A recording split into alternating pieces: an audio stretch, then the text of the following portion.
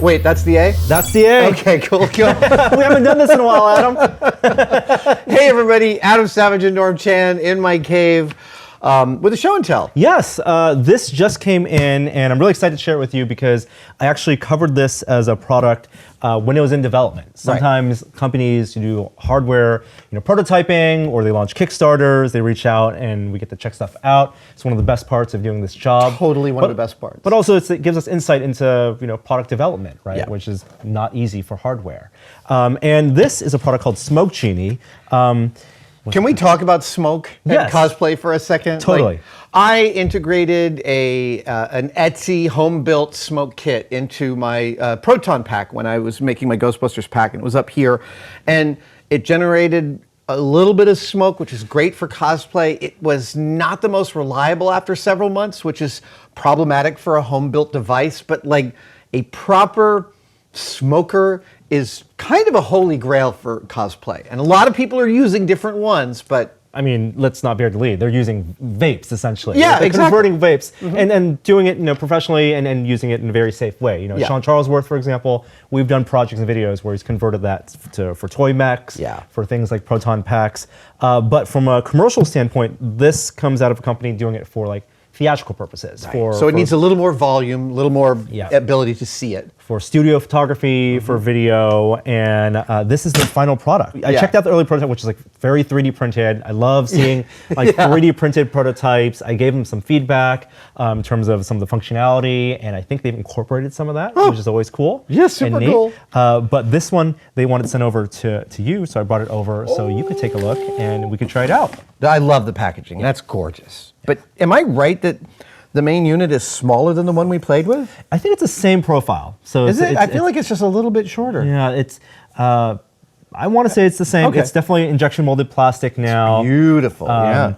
And it runs off of batteries that I brought in. So it runs off of these big fatties. Yeah. So these are those those batteries you get in your LED flashlights. Those old school LED flashlights. Lithium-ion rechargeables. And also the kind that you would find in like the fan-made lightsaber hilts. So well, the perfect diameter. I think a huge portion of the world is made up of gangs of these. Yes. And you've made a gang charger for this, and it powers on. I think it's a. Ooh, I'm gonna pull. Oh yeah, totally. Oh, pulling off this stuff is my favorite thing. Oh, I used to have this nutty roommate who would never pull this off his VCR. I'm like, why are you saving it? He's like, so it stays good. And I'm like, it's for you. Why not use it? For a sad day. Why for keep it sacrosanct for the next user? Oh, there you go. Look at that. It shows full battery power. Oh, that's awesome. Okay. So the power buttons here, they have 3 dots. So tapping it 3 times will power it on or off. Most of it, the volume of this seems to be battery. So there you go. I've preloaded it with some of their fog juice. Dude. Okay, so this is the... That's hot. That will get hot. Oh, this whole thing will get hot. Good, good to know. But this is full of glycerin or a special smoke juice? Exactly. What's cool is that you squeeze the fog juice through this little flap here, and it does say hot, right? It's embedded on that. This is color temperature sensing, so that will change to a lighter hue when after it's been running, so you know not to touch it. That purple means it's that's safe to neat. touch. I thought that was a nice feature. I like and this is a metamaterials. little guard, of course. Yep, to keep you from touching it. Yeah. But as far as like smoke coming out of stuff, that's amazing. Well, the thing I didn't really realize until I started looking at this is there's so much different types of fog and smoke, the effect, right? You have the big fog machines you can plug into the wall. We have those, we've used those for the short film we did, and that can kind of fill a haze up in the room if you want to, but that's very different than if you want like wisps of smoke or something to emulate like dry ice, like sitting on a table. They have these accessories. Oh, right. So Sorry, I want to show moving this out of the way. Sorry. Yeah. So this is one of my favorite things. So they have this plug that plugs in, and this is just like open cell foam. Right. Yep. Right. So here you go. This is a power 2 and fan 2. I can run it pretty much indefinitely. Right. That's not bad. No. For what would emulate smoke. But if you put this on, it kind of builds up in there. Right. And now it sits. Oh, wow. and that's more like your dry ice. That's crazy. Isn't that oh my neat? God, for photography, that's amazing. Hold on. Yeah. Oh, that's so cool. And there's this whole, alchemy in practice of like how do you push Oh, really? the smoke of like getting the wisp to move a certain way. It's very Doctor Strange-like. I remember in film school, I was particularly good at using a single flag to direct smoke around the set. Yeah, That was yeah. one of my skills. Yeah. Multiple reservoirs. So I like that they've done a clip on both sides so you could have it blowing up or down. They've really thought through a lot of the stuff. a backup reservoir so you can have it preloaded because it just unscrews and screws on. That's the trick right there. The remote control. Oh, dude. Is that neat? I'm gonna beef up the power. Okay. So you they can go higher? Oh yeah. So there's at max setting it will run I think for just about 10 seconds. But All right. let's take this off and just see. This is max. How well this is max. And it'll time out because it heated up just a little bit. So let's see. That is a lot of smoke. That's a lot of smoke.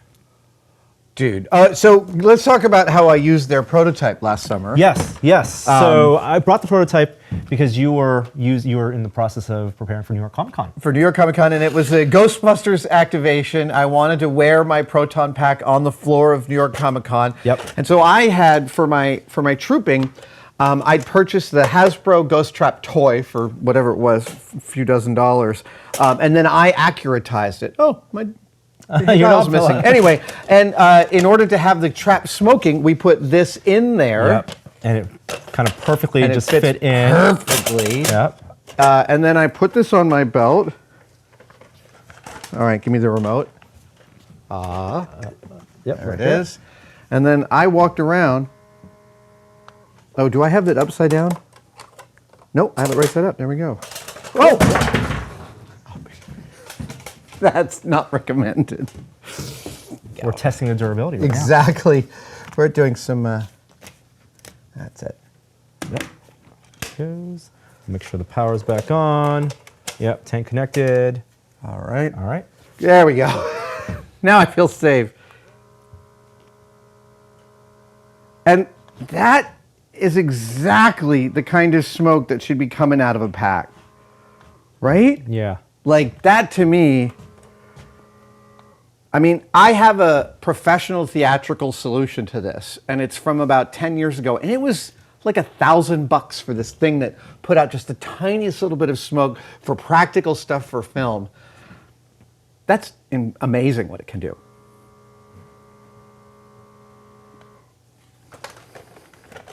And it just runs and runs and runs.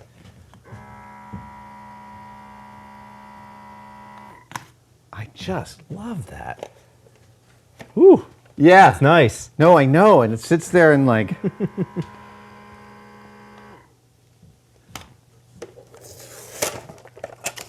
yeah. That is really, really neat. So it really is just letting people know that these type of devices exist out there. That previously when you had to spend hundreds and hundreds of dollars to get something that may not even have the remote functionality, Right. There are a lot of really smart people making these. Even more than that, there's a way in which the current crop of rapid manufacturing machines have allowed a lot more niche markets to show up where someone can take the time to use those technologies to prototype something like this at a very high level so that they can go to production knowing a whole bunch of things they wouldn't have known before on a much tighter margin than would normally be required, right? So it's like 20 years ago, you'd have a company that would have to see a certain kind of return from a device like this to ever show up with a prototype. But nowadays, you can have a smaller company servicing a smaller market, but getting to them because that's possible. Yeah. I mean, injection molding is still expensive. Absolutely. Tooling is expensive, but getting to the point where they can iterate and they can do things like add a quarter 20 mount on the bottom. Oh, right. That's what they didn't have that in the prototype I used. Here, so give me the, yeah. So this is the other thing I love. That was one of your suggestions? Yes, I was like, the thing I want most is not necessarily have to hold it, but put it on a small tripod or like you have your gooseneck arm.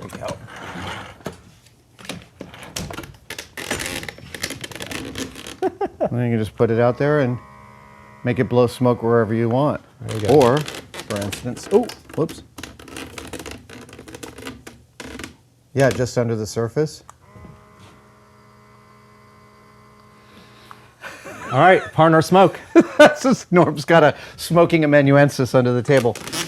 Dude, not only do I like it, I love this. This is great. And it feels like a brave new world that products like this can show up. Yeah. That feels like I'm very excited about that.